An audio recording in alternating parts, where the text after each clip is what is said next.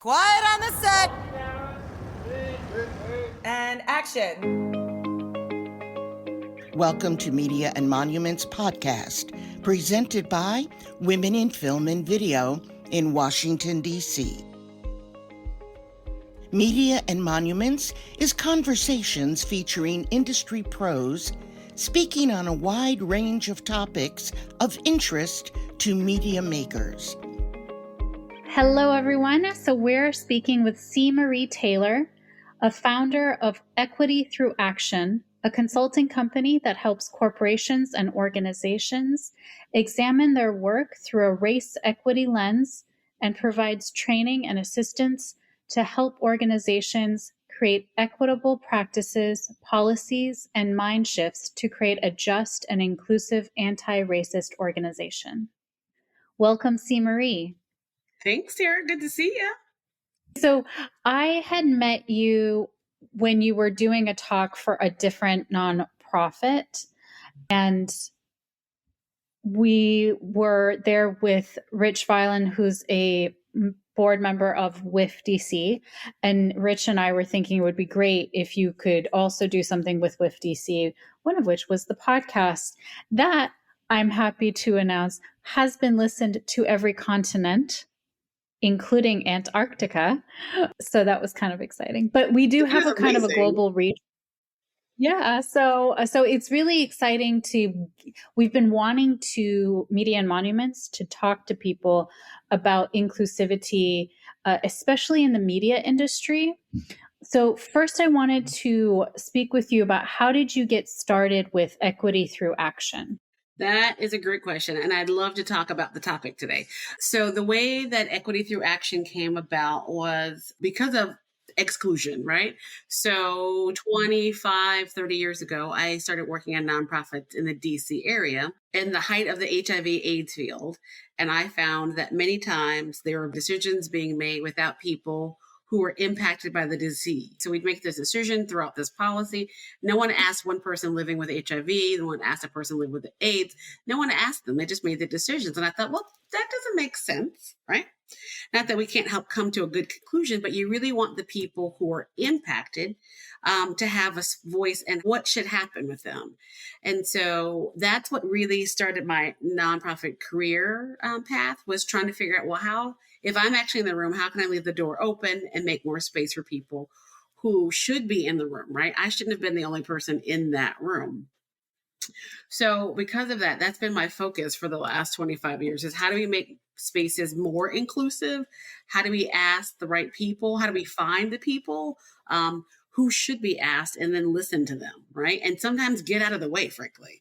So that's how ETA came about. Was really, I found this space and wanted to then work with other nonprofits, other for-profits, other community groups, where we can really focus on being inclusive. And that's being inclusive through our people, our policies, and our processes, and frankly, our behaviors. Like, are we demonstrating inclusive behaviors, right? Which comes right back to the media. Like, what is that looking like? Your company uses the JEDI, Justice, Equity, Diversity, Inclusion, but there are other acronyms. Yeah, so a lot of folks are familiar with equity. Certainly, folks are familiar with diversity, although sometimes it's not used correctly. People aren't diverse. They're different than you are, right? And inclusion, right, which is where you're creating a sense of belonging. You're asking people. We focus at Equity Through Action on including the justice, because if we're working for a more just society, that means you're always thinking about the end result, whether you're producing a film, casting a commercial, writing a screenplay, booking a venue, right? Getting volunteers to show up for your play. The justice is the long view of this work. How is it that we work ourselves out of a job and do something else? Because these issues are always thought about. We're always thinking about equity, diversity, and inclusion in everything that we do. So for us, justice is really important. Some folks just focus on some parts of it, which is fine. It's just really, for Equity Through Action, we focus on the long view of how do we create these systems, change behavior so that we're thinking about a more just society. Got it. And you sort of touched base on it. You worked with all sorts of different companies and organizations, banks and law firms and things. But the Media Monuments podcast kind of focuses more on the film and storytelling industry, basically. And media gets a lot of attention or for having diversity or usually lack of diversity. And I wanted to hear from you, like, what is it about seeing the diversity or having a broader sense of voices behind the scenes and in front of the camera for audiences? I mean, we're both female, different backgrounds. My family's from Iran. You're whatever you are, if you want to share. African American. African American. And so we're not often seen. Particularly for me, I was a 90s kid, so I never really saw myself growing up. And people were like, why do you watch the Kardashians? And I'm like, because they literally, Armenian, basically the same thing. We have to go through laser hair removal. We have to eat salad because we are not, the svelte Victoria's Secret models that you see on everything else. And, all sorts, and the families don't shut up. We always in each other's business. So I was starting to see myself a little bit more. But people are still having trouble, for instance, The Little Mermaid live action. At the time of this recording, the trailer, the teaser first came out. I mean, the news had come out that it's going to be a Black woman who's playing Ariel. And there was a lot of uproar for it. About a fictional character. My goodness. And a thing that does not exist, a mermaid. Right. There aren't mermaids, people. Newsflash. But so you get to the point, right? So yes, the media gets a lot of hype, push, pull, right, for their role in perpetuating stereotypes. And if you want to go with this current pop topic around The Little Mermaid, where people are in uproar that there's a Black woman playing a fictional character, it speaks volumes to the power of the media, right? Volumes of pop culture and how it seeps into the ethos of what we believe about people, seeps into the ethos of what we believe about power, about how we share it, about our socialization, about all justice, equity, diversity, and inclusion. Like, why can't we have a Black mermaid? It's a mermaid, which is not a thing, right? So if you pull apart this one piece and the uproar that's happening because the dominant culture, that being the white culture, right, says, well, it's got to be white if it's not, or it's not right, even for a mermaid. So think about the societal power that the dominant culture has and how it influences the media. So the dominant culture has said that white is right, and so you have to have a white mermaid. So therefore, when you make this movie about a fictional character, you have to have a white person, right? Which then seeps into the institutions, like when you're hiring, who you're hiring for this movie, and then seeps down to the next level to the individuals where I don't get to see myself as a mermaid. Maybe I want to swim in the ocean with the crabs and whatever happens in that movie. I don't even know.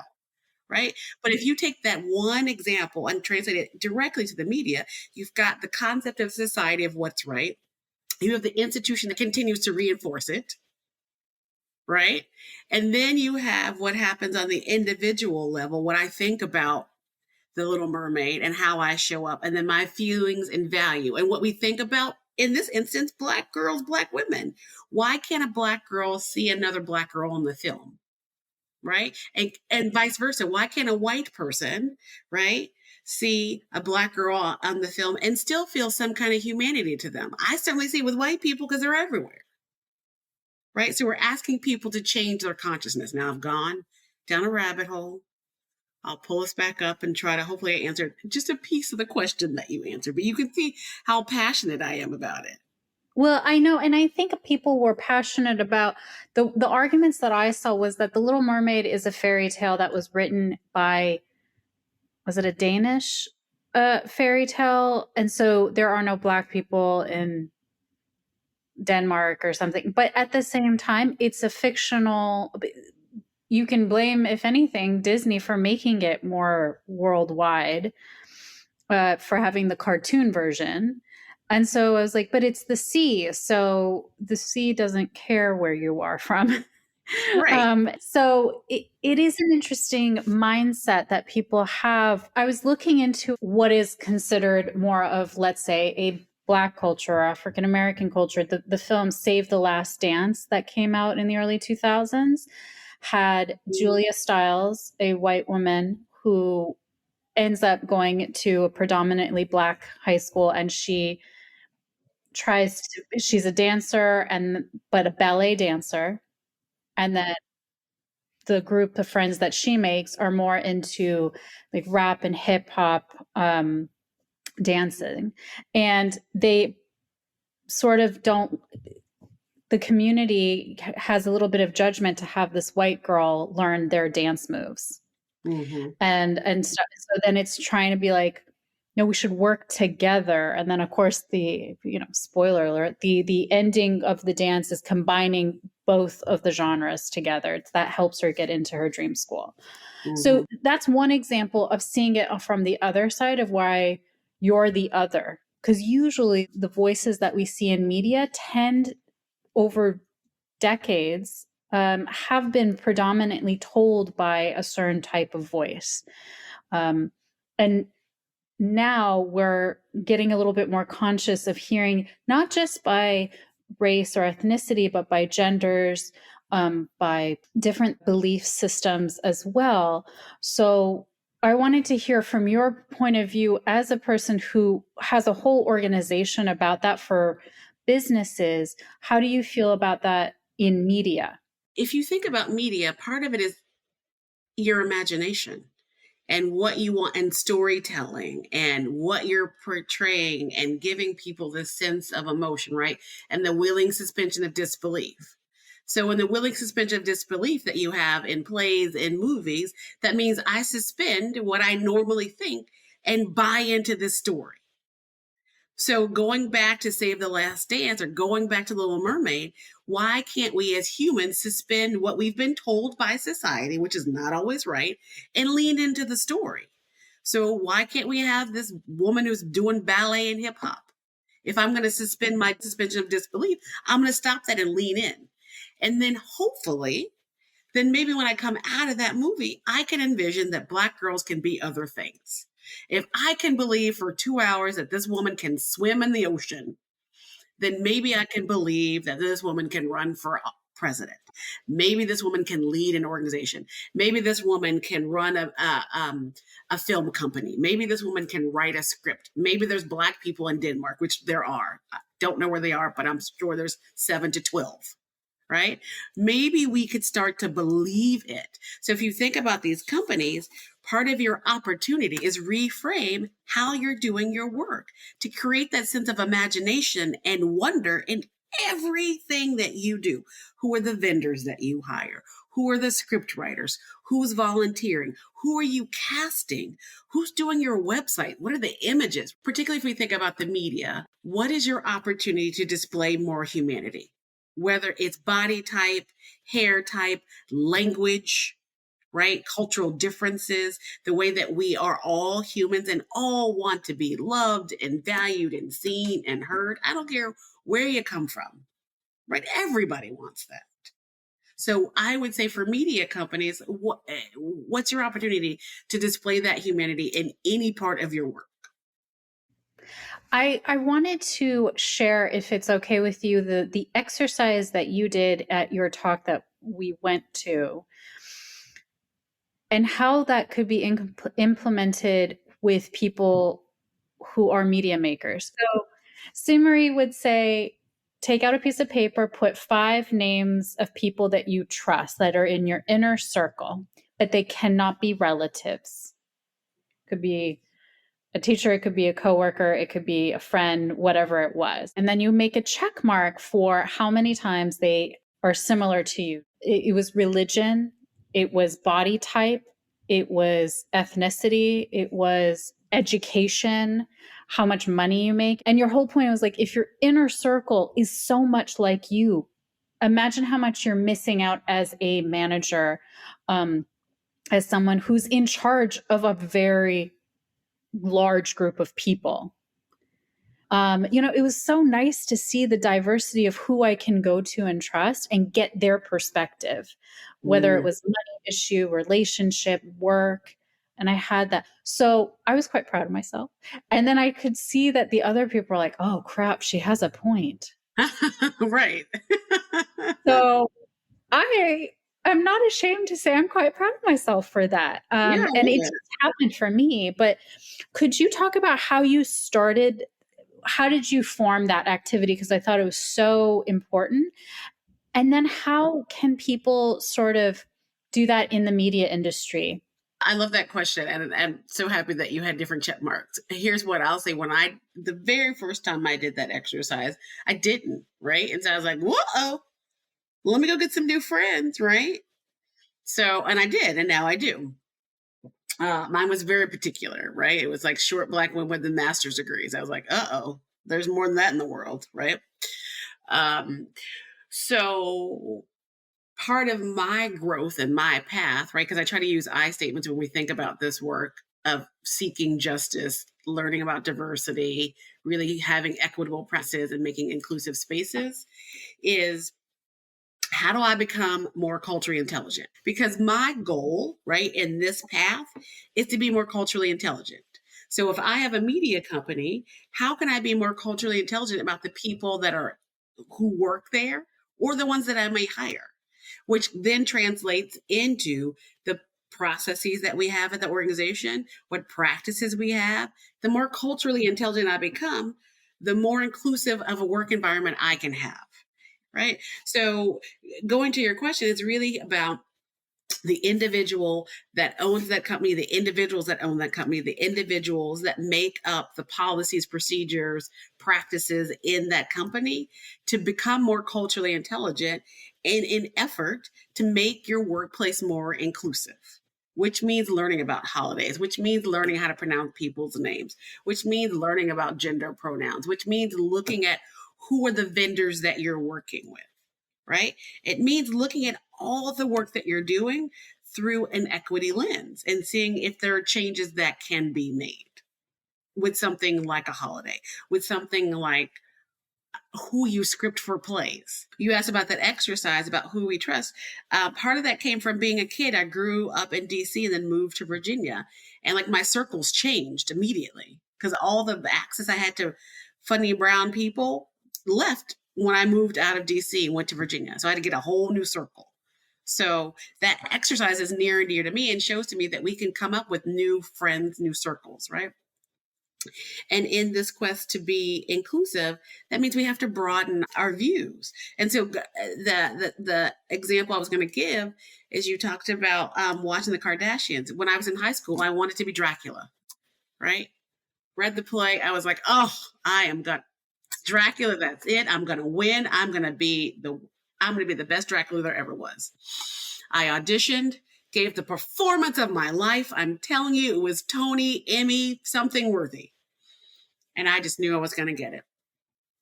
Drama teacher comes back to me and says, you gave a great performance. You were excellent. Oh my goodness. I'd love to cast you in this. And I was like, well, amazing.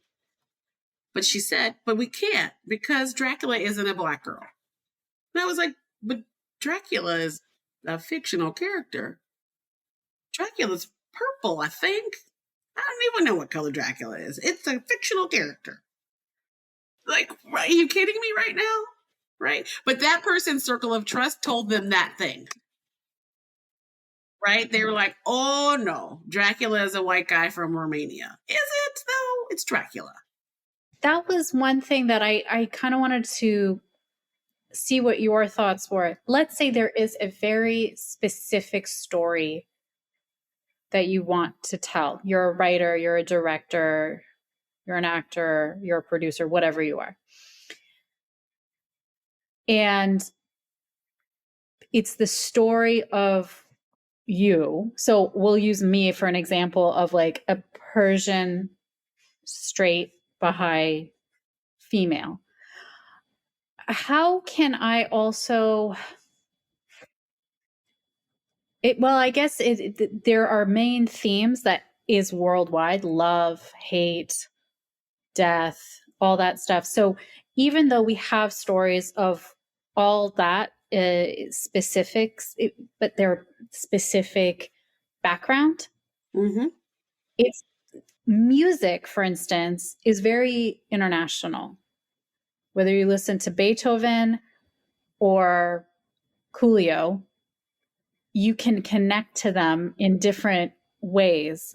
Music transcends race or background because you Mm-hmm. can Mm-hmm. connect to it. Yeah. When you are more of a storyteller in a more written form in on screen, and you have that visual, you because I know we've been able to accomplish this where you might not be exactly like me, but Mm-hmm. you can relate to my story because even though I'm the one on screen, you're not seeing yourself represented visually. So I'm wondering if you've noticed how that's done productively. Mm-hmm. Like, how Mm-hmm. did you accomplish that? Or how, as you write now, anyone who wants to tell their story, they definitely should, but to keep how to be a little bit more mindful to be like your story is a universal story, or at least one other person might relate to that. Right. So if I understand the deeper nuance of your question, right? So if you're telling the story about you, is the assumption that the person should look just like you? And if they don't look like you, will the person believe the story? Right. And so what I would say 17,000 years from now, hopefully the answer would be no, because the story will be so well written and all the other nuances about you and the story will come through that I will, going back to what I was saying before, I will suspend my thought process about what I thought this person should look like and lean into the story and learn the Mm. characteristics. And the next time I see a Persian person, think that they could look all kinds of ways. Mm-hmm. Okay, Right? got it. So it requires two things. I think it requires creativity on everyone's side, the person watching it, the person reading it, the person looking at it, the person casting it. Right. So it requires creativity. It requires me seeking humanity in the character that I'm watching. And it requires on the other side representation so that there's a place for stories about Persian people who are filmed with Persian people in it. And there's a place about Persian folks where there are other people. There's a Black person that plays that character because I have steeped into my creativity, the representation, the humanity of it all. Does that make sense? So I think there's a place for both of them. Yeah.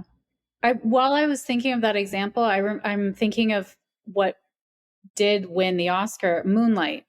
But I was like, at the same time, I'm like, I am not a gay Black man whose father figure is a drug dealer and mother is a drug addict from Florida.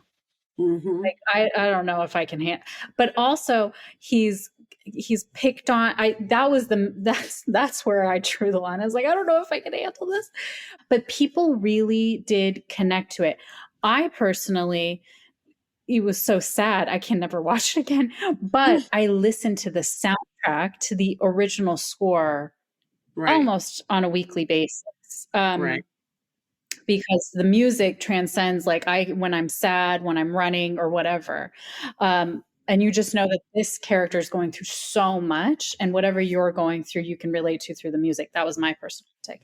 But that was another example of not everyone is going to be a gay Black man who doesn't have really a solid parental figure and support system.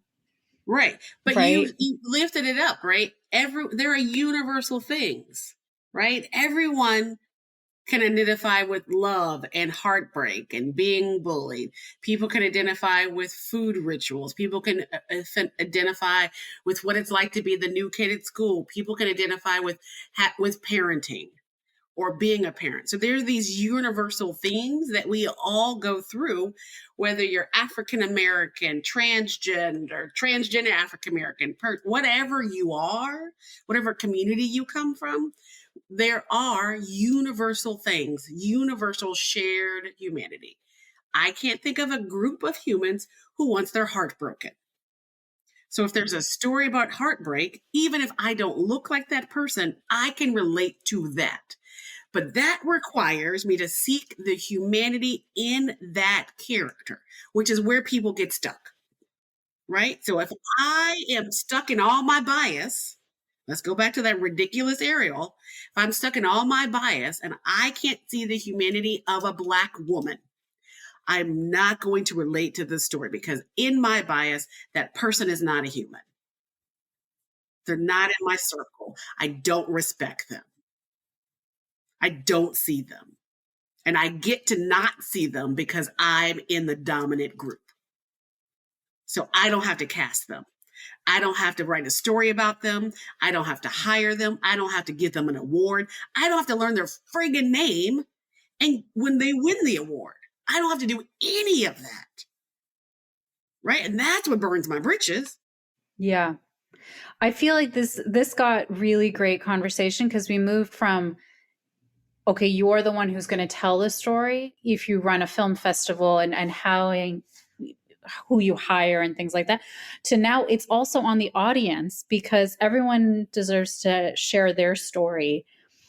Because if you're open to it, you can relate to it to yourself too and have that empathy. Growing empathy. For me, I was thinking of like encouraging people to think a little bit outside the box when they want to showcase their work, or if they want to work with others, to look into it and say, is it really just the same as me?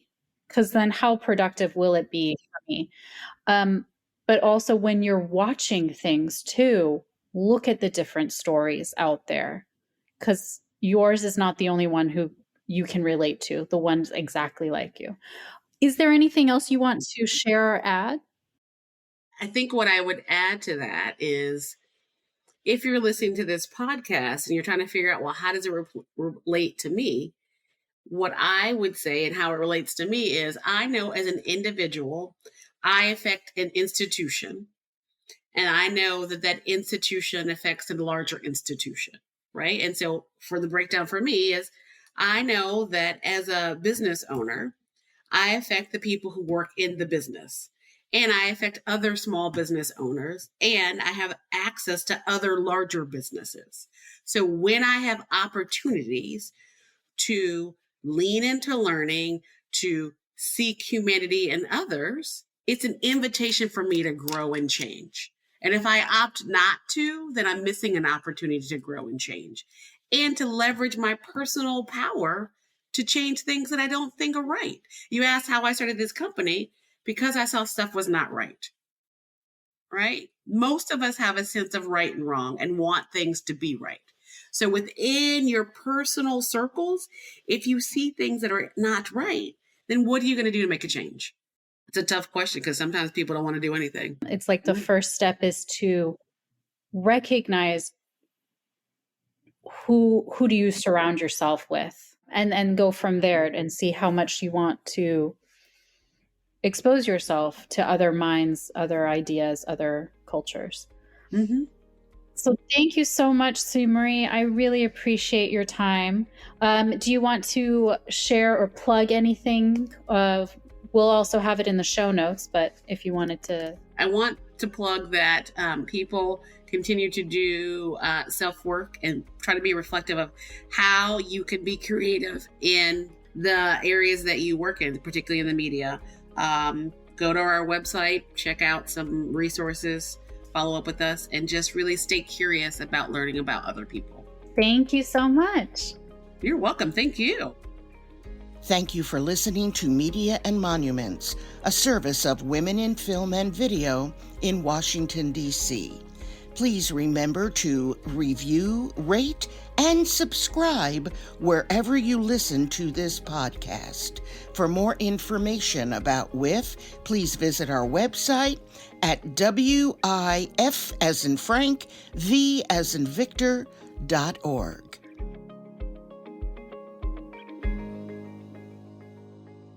That's a wrap.